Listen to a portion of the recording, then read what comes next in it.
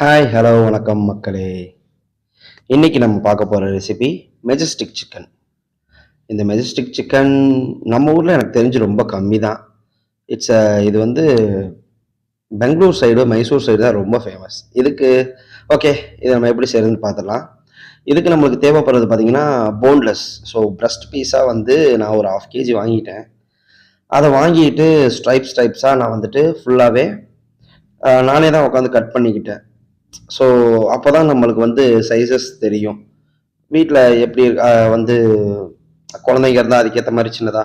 So அந்த மாதிரி நம்மளே கட் பண்ணி எடுத்துக்கிட்டு அதில் வந்து கார்ன் மாவு, சால்ட், அப்புறம் எக்கு, இது மூணுத்தையும் போட்டு நல்லா கோட் பண்ணிவிட்டு ஒரு 15 to 20 மினிட்ஸ் ஊற விட்டுட்டு அதை அப்படியே கடாயில் எண்ணெயை ஊற்றி நீங்கள் ஜஸ்ட் ஃப்ரை பண்ணி எடுத்துருங்க. சிக்கன் 65க்கு நம்ம ஃப்ரை பண்ணுற மாதிரி கூட ஃப்ரை பண்ணி எடுக்கலாம்.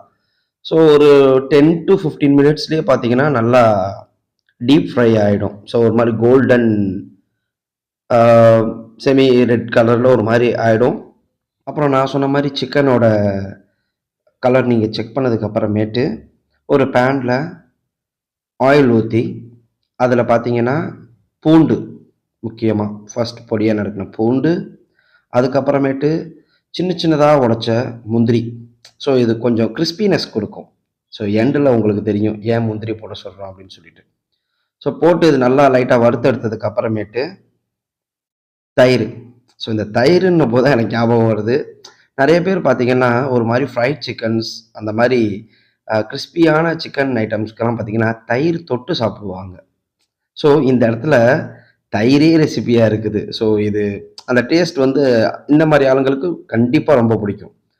ஸோ தயிர் போட்டு கொஞ்சம் கொதிக்க விட்டதுக்கு அப்புறமேட்டு அப்புறம் அந்த ஸ்ட்ரைப்ஸான சிக்கன் ஃப்ரை பண்ணதை கொண்டு போய் இதுலேயே நம்ம ஆட் பண்ணி டாஸ் பண்ணி விட்டுக்கிட்டே இருக்கணும்.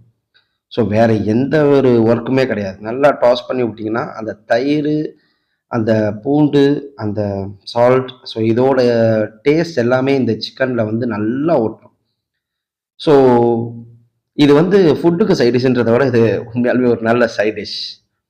ஓகே, ஸோ ஈவினிங் டைமில் குழந்தைங்களுக்கு கொடுத்தா கூட நல்லா விரும்பி சாப்பிடுவாங்க. ஸோ ஓகே, ஃபைனலாக நம்ம வந்து இப்போ அதை டேஸ்ட் பார்க்குறோம். ஸோ இது டேஸ்ட் வந்து என்டையர்லி டிஃப்ரெண்ட். நீங்களே பார்த்து தெரிஞ்சுக்கோங்க வீட்டில் செஞ்சு.